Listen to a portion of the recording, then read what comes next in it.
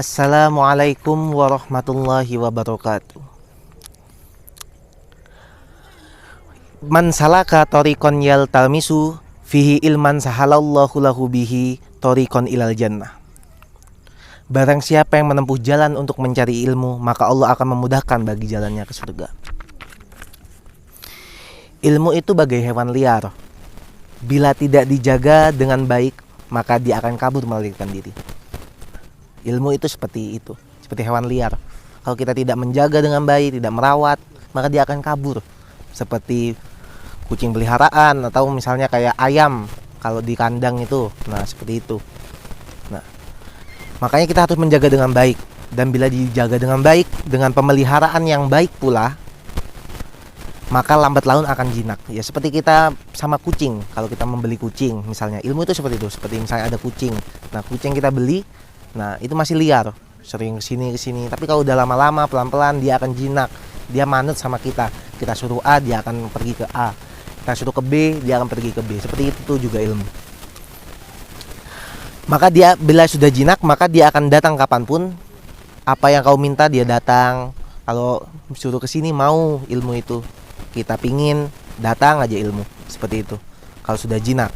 Jadi ilmu itu yang telah kita dapatkan wajib kita jaga dengan memperbanyak apa? Mutolaah. Nah, kita belajar lagi ilmu-ilmu yang sudah dapat, kita buka lagi apa aja, diulang. Masih ingatkah kita pada saat itu? Nah, dibuka, dimutolaah, dicatat.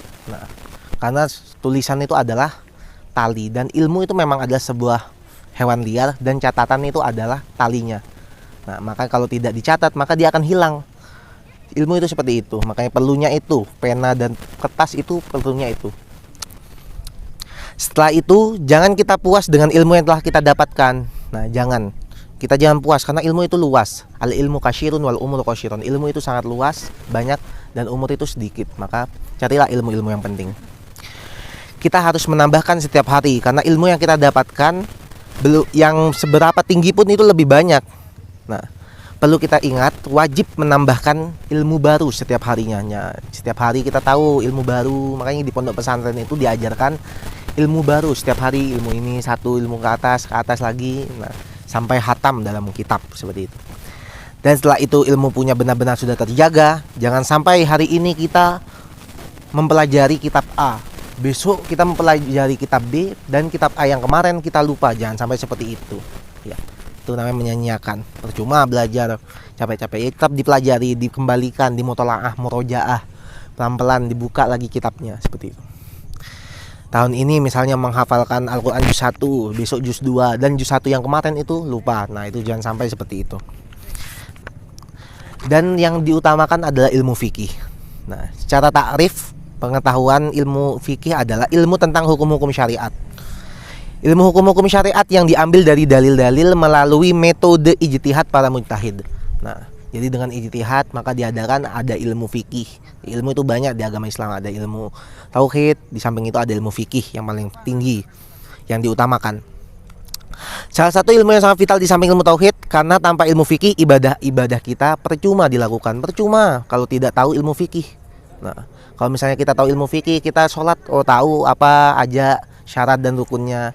Tanpa ilmu fikih, orang akan cuma sholat gini tok gitu tok. Nah, itu malah menjadi kemaksiatan bagi kita. Karena tanpa ilmu fikih ibadah kita lakukan tidak akan sah. Bahkan bila tanpa ilmu fikih perbuatan kita, nah, sehari-hari bisa merupakan kemaksiatan tanpa kita sadari. Karena setiap perbuatan orang itu yang akil balik haruslah berdasarkan pada hukum syariat. Jadi orang yang berakal, yang balik, yang sudah di atas rata-rata itu, yang sudah waktunya sholat itu, nah, perlu ilmu syariat. Oleh karena itu sangatlah wajib kita mempelajari ilmu fikih dasar. Nah, ilmu fikih dasar, sholat, wudu, penggantinya wudu apa, tayamum, itu penting sekali untuk menjalani ibadah-ibadah kita setiap hari. Nah, tata cara sholat, banyak lagi yang lainnya. Nah, sesuai dengan hukum yang telah ditetapkan Allah Subhanahu wa taala. Nah,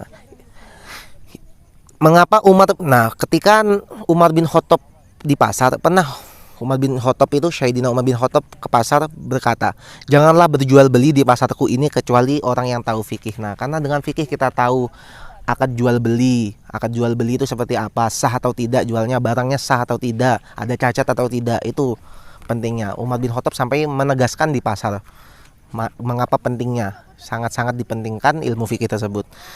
Nah, karena kenapa Umar bin Khattab berkata seperti itu? Karena orang yang tidak tahu ilmu fikih pasti akan terjerumus pada muamalah. Nah, akad jual beli itu yang tidak sah atau malah yang haram mungkin tanpa disadari.